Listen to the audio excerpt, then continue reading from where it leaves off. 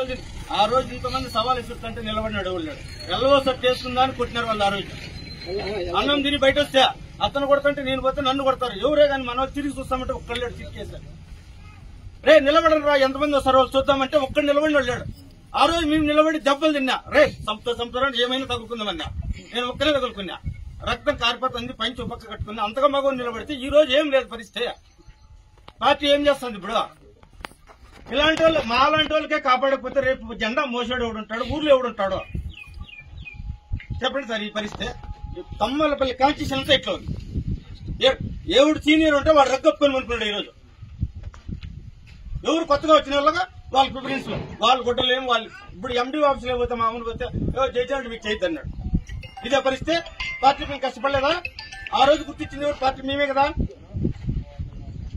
ఈ రోజు సున్నపాటి రోజు నాకు బీసీ కార్పొరేషన్ ఫస్ట్ గ్రామాధ్యక్షుడు 20 కోట్లు దెబ్బలు పెడితే మా భార్య బిడ్డలు ఏం కాదు. ఆ రోజు పార్టీ కోసం తెచ్చుకుంటే పార్టీ కోసమే తగ్గించింది. మా భూమి తగరదులు లేదు, మా పల్లెలు తగరదులు ఏం కాదు కదా.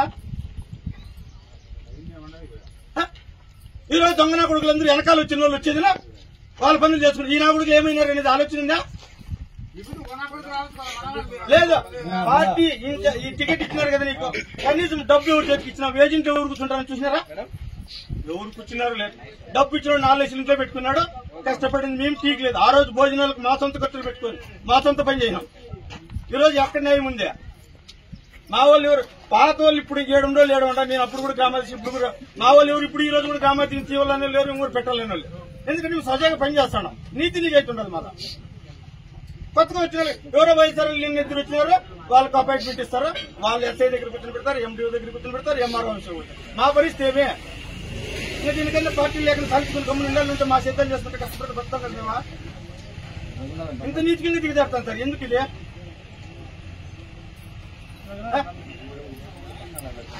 గుడిచివారిపల్లి అయితే ఆ ఊర్లో కూడా ఏమన్నా 10 రూపాయలు డబ్బు పిండా లేదు. ఆయన చెప్పుకుంటాడు ఏమన్నా ఆ ఊర్లో న్యాయం జరిగిందా? ఇంతమంది మేము 15 మంది మేము కార్యకర్తము. 15 మందిలో 1 రూపాయి న్యాయం జరిగింది అని చెప్పమన్నా. 1 రూపాయి సార్.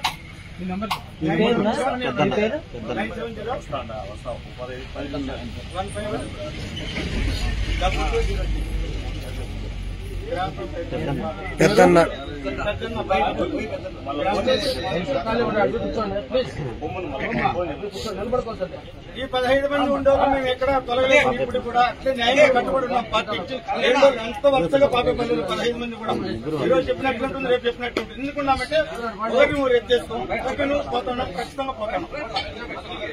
ఇట్లా వాళ్ళకి న్యాయం లేదు. ఇప్పుడు పూజలో వచ్చిన వాళ్ళే పార్టీ ఆఫీస్ నుంచి మాకు రూపాయి చెల్లింది చెప్పి ఎవరో రమ్మన్నారు.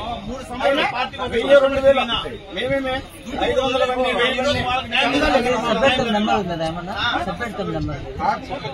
సభ్యత్వం నెంబర్ బావా, సభ్యత్వం నెంబర్